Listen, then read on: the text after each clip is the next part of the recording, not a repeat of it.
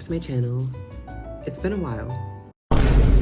I feel like I have the same excuse every time, so I'm just not gonna even get into why I have been absent for like the past 2 months, but you know what? Let's just get straight into it. Today I wanted to talk about some of the best affordable fragrances that you can get at the moment. All of these fragrances, 2 of them are gonna be fragrance mists, and then the other 4 are gonna be actual eau de parfums. All of them are gonna be under $40, so very, very affordable when it comes to fragrance. And I think all of them are extremely high quality and well worth your money. So these are kind of like the best bang for buck perfumes in my opinion at the moment. But even though they are like really cheap, I think they are all really beautiful. They all have a complexity and smell way more expensive than they actually are. So I definitely, I'm excited to share these fragrances with you. If you haven't done so already, make sure to subscribe. And if you are coming back, as always, thank you so much for being here and supporting me. I'm just such a sucker for a good affordable fragrance. I think one of the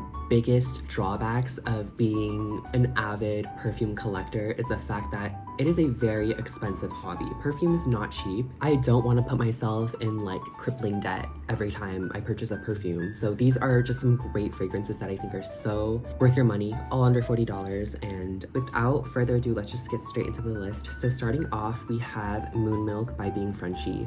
And I already knew I wanted to talk about my favorite like affordable fragrances for a little while now.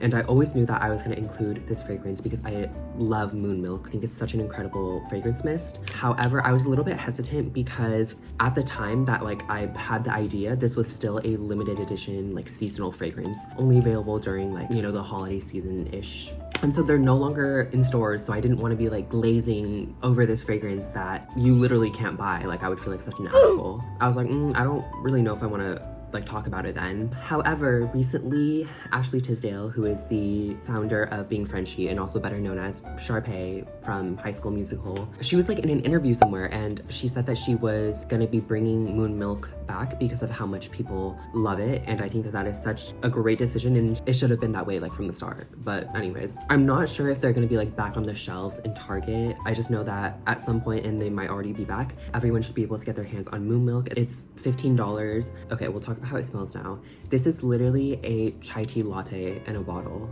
Like quite literally the most photorealistic chai tea latte smell I have gotten from a fragrance before. Think like festive, think chai, a little bit cinnamony and warm, sweet milk, coziness. This fragrance is so beautiful and delicious at the same time, but it's also not overpowering or offensive. I think that the fragrance has a very prominent powderiness that really helps to balance the sweetness out. So even if you don't typically like really lactonic scents, I would definitely recommend at least smelling this fragrance because it's not like a super balsamic kind of milk. Like this is definitely, at least in my opinion, not the genre of a milk note that anyone is gonna associate with like spoiled milk. Like it does not have a spoiled milk smell at all because it really is just, it smells like chai tea. Like it smells so good.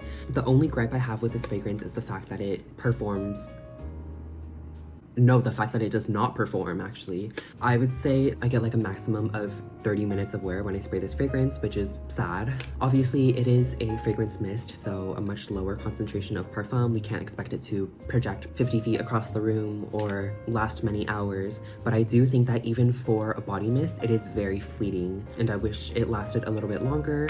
I think my hope for the future is that Being Frenchy does come out with an eau de parfum version of this fragrance because I think it smells so incredible and I would love it in perfume form. So yeah, that's Moonmilk by Being Frenchy. Okay, next up on the list, I do actually have a video dedicated to this, so I won't dwell on it for too long, but it's Heavy Cream by Fleur. This has quickly become one of my favorite fragrances of all time. This smells so divine to me. There is something about this fragrance that I just adore, and I think it always really surprises me that this is somewhat of a polarizing fragrance. Like I've literally seen people talk about their like worst fragrance releases of 2024 and this is like at the top of their list. Like I genuinely do not understand. I feel like this fragrance is so overhated and I will literally never understand why.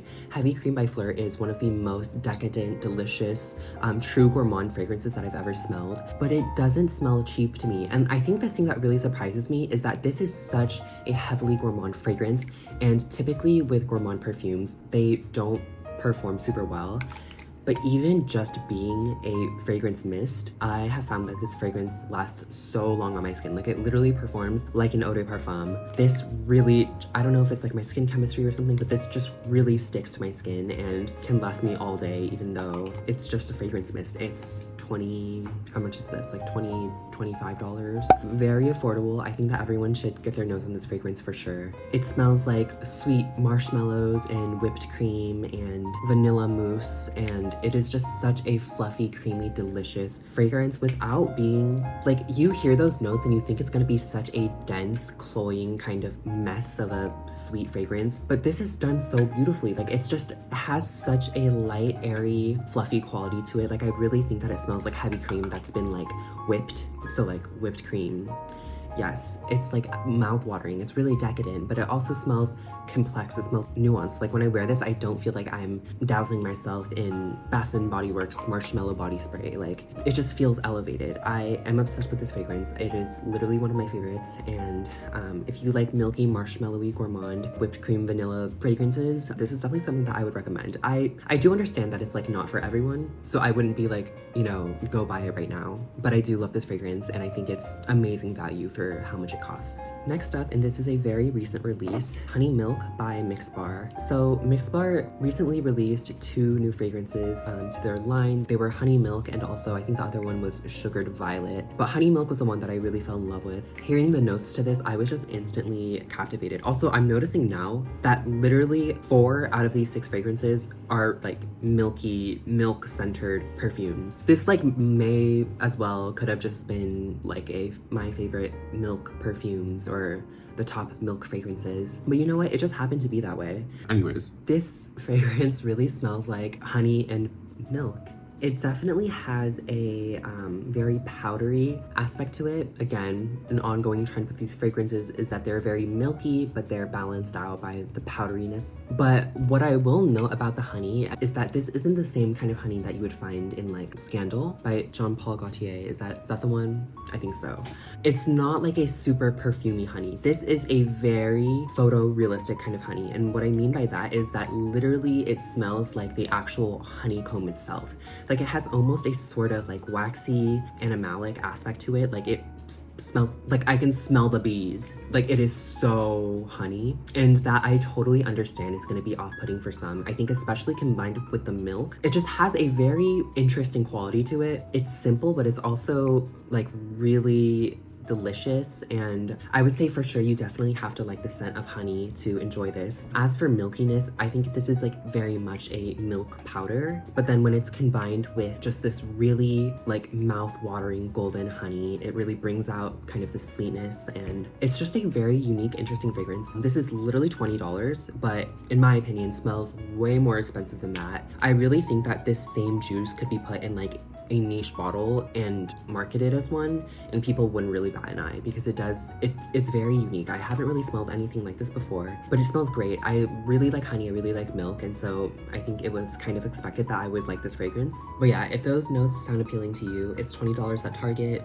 Go check it out. So that's Honey Milk by Mixbar. While you're at Target, next up we have another fragrance that you can purchase at Target, and this is Finery's No Prince Required. And so this is Finery's version of I Don't Need a Prince by My Side to Be a Princess by Kilian. And when I heard that they were coming out with a dupe for Princess, I was instantly intrigued because I adore that fragrance, as I'm sure some of you know from past videos. Princess is a marshmallowy fragrance, but it also has ginger and matcha, which makes it unique and gives it a really interesting sweet tea, kind of milk tea quality. So when I heard that they were coming out with the dupe, I was like, okay, I definitely need to go smell it. I think I went in store, but they didn't have a tester of it, so I just blind bought it. I was like, whatever, like if it smells anything like Princess, I'm gonna love it regardless. So also, I was looking through reviews on Fragrantica, and a lot of people were saying like, oh, this is like a spot on dupe of Princess. I'm here to tell you, I don't think this is a dupe for Princess. When I smelled this fragrance for the very first time, I was kind of just like, huh, like, oh, like, I could definitely acknowledge that it smelled nice. It had a very sweet, powdery quality to it, but it, upon first sniff, did not smell like Princess by Kilian. And so I was a little bit disappointed there. I was like, okay, this is literally not a dupe. Like, what are we talking about here? However, after playing around with the fragrance for a few weeks now, I'm definitely starting to see the similarities. I still don't think that this is the exact identical dupe of Kilian that people are talking about. I would say they're about like 70% similar, but there are definitely some differences. I would say this one is much more fresh and floral. It definitely has more of a like a bright and clean quality to it, whereas I feel Princess, the matcha note is much deeper. The marshmallow is a lot, I wouldn't necessarily say sweeter, but it almost, when I smell this side to side with Princess by Kilian, Kilian almost smells kind of like savory in a way, just like the marshmallow smells kind of like buttery, just because of how fresh this is compared to it. This is much more bright and airy, and I think in general this smells more like a super crowd-pleasing perfume scent, which isn't a bad thing because I think that this is definitely a fragrance that is going to be enjoyed by a wide audience. I just don't think that it's like a spot-on dupe for Kilian. Nonetheless, I think this is a great fragrance. It definitely has, I would say it has moderate sillage and longevity, but it does wear very nicely on the skin. This isn't the kind of fragrance that is gonna like turn sour on your skin, at least in my experience. I think that this is just a very safe, clean, airy, fresh kind of fragrance with a little bit of sweetness. It has like a pink marshmallow note. I don't think it's like super gourmand, but it definitely is a sweet enough fragrance for it to kind of also appeal to people who love sweet fragrances. So I would definitely smell this fragrance. I know all of Kilian's fragrances are very egregiously expensive, so this is a good alternative to Princess. Again, I wouldn't say it's a dupe, but I would definitely recommend smelling this if you like Princess by Kilian. I mentioned this next fragrance briefly in one of my previous videos, but this is Care's Confection. This is their dupe of Kayali's Vanilla Candy Rock Sugar. Now, if we're talking spot-on dupes, this is what I would consider to be an actual like identical dupe, almost. I would say to the vast majority of people, this and Vanilla Candy Rock Sugar are indistinguishable. They literally smell the same. They both have this super bright, juicy, decadent, sugary pear with like this kind of gummy bear vibe going on. And they're just so sweet and delicious with like vanilla in the background, and it just has this like syrupy pear quality that really is so addicting. So yeah, to most people these smell the same. What I will say, and I don't want to like toot my own horn and be like, oh, like I'm so knowledgeable, but I do feel like if I were to smell these side by side blindfolded, I would be able to pick out which one is Confection and which one is Vanilla Candy Rock Sugar, like probably every time. But I think mainly that's due to the fact that Vanilla Candy Rock Sugar is literally one of my favorite fragrances of all time, and I like feel like I know that scent so well now, and so like any sort of like even a speck of difference that I pick up, I think is very noticeable to me. I would say the main difference is that Confection by Care, it smells more flat. By that I mean, I would say the primary difference between the two fragrances is in the opening. Vanilla Candy Rock Sugar is just ever so slightly like brighter, airier, and has like a very delicate vanilla in the opening that I think is absolutely divine, whereas this fragrance pretty much throughout its wear, it just smells like the middle notes of Vanilla Candy Rock Sugar, or like think the half an hour to 4 hour mark of Vanilla Candy Rock Sugar. That's what this smells like. Like it kind of doesn't have this really unique ethereal opening to it. It skips straight to kind of like the middle of its wear, and I still think it's delicious. I think it's super similar to Vanilla Candy Rock Sugar. I think that Care, or the perfumers behind this fragrance, definitely nailed it when they were creating the scent. And one thing to point out is that I got this fragrance for probably, I want to say like $33, something like that, whereas for the same size bottle of the Kayali, that is going to run you $138.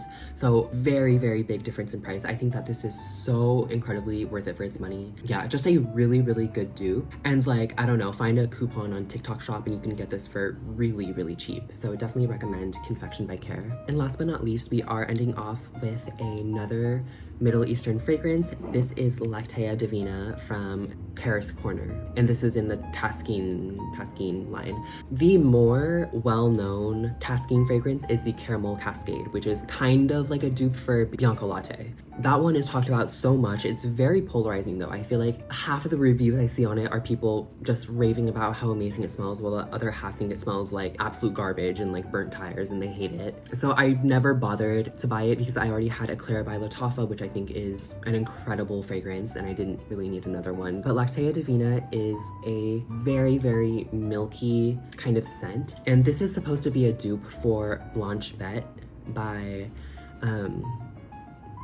I don't remember the brand name, I'm sorry. I'll put a picture. And I also haven't smelled that fragrance either, so I really can't tell you whether or not it is like a spot on dupe or not. I know that's not super helpful, but I think the point that I'm trying to make is that this is duping a very high-end niche kind of perfume. And I think that even though I haven't smelled the original, I think that this smells really, really good, and it just does smell niche. Like, it smells super unique. I definitely haven't smelled anything quite like it before. One thing that I will say is that I did see a comment on Fragrantica saying that this fragrance smells like Old Navy flip-flops.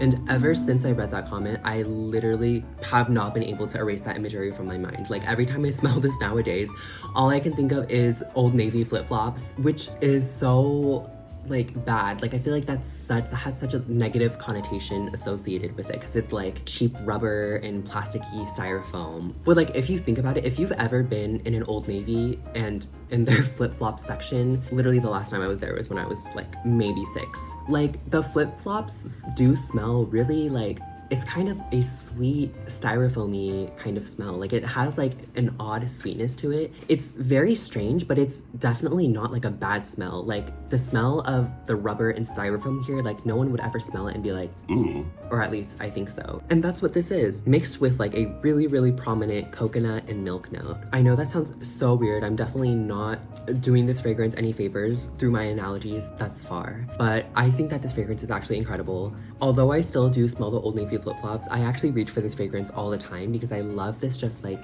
airy, powdery, milky coconut that it has. It is primarily a milk fragrance centered around that milk note. However, it's not the same kind of milk that you would find in like Vanilla Sex by Tom Ford or Vanilla Milk by Alice Brooklyn. It's like a very clean milk. Like, it's I don't know, when I think of this, I just think of like a very pure, like pure white kind of milk. It's just a very kind of clean, milky smell, and mixed with this like really delightful powdery coconut with a touch of light florals in the background. I think that this is a super unique and expensive smelling fragrance. I've really never smelled anything like it before. I would say for the price, Lacta Deina by Paris Corner is so worth it. You can probably get this fragrance for about, I'm trying to recall how much I paid. I think I paid around $40 for it, but I think nowadays you can definitely get it in the 30-ish range. If I find a link, I'll try to attach it, but this is a super affordable fragrance. It's a large bottle. I would definitely recommend checking this one out. I have literally been yapping for like half an hour straight, and I'm starting to sweat a little, but on the bright side, that is the end of the list. I hope you guys enjoyed this video, and hopefully there is a new fragrance or two that may pique your interest. Definitely recommend checking all of these out, especially if you are looking for an affordable fragrance that is still elevated and smells really good. All of these are kind of like in the realm of gourmand fragrances, so I would say especially for gourmand lovers, these are perfumes that you like really need to check out. But yeah, definitely let me know what your favorite affordable fragrance is. I actually learned about Moonmilk from one of you, and so that's why, like, when I was at Target, I went to go smell it and I was like, oh my god, like, it smells so good. So thank you so much for that recommendation, because I love this fragrance and I'm glad that I get to share it with other people now, because I think that this is such a slept on body mist. That'll be it for me today. I will definitely try to upload more regularly from here on out. I think for my next video, I'm gonna want to do an updated favorite fragrances of all time video, because I always make one of those around this time of year, as my list is always changing. So look forward to that. But I hope you all are well and taking care of yourselves. Thank you so much for watching, and I will see you very soon.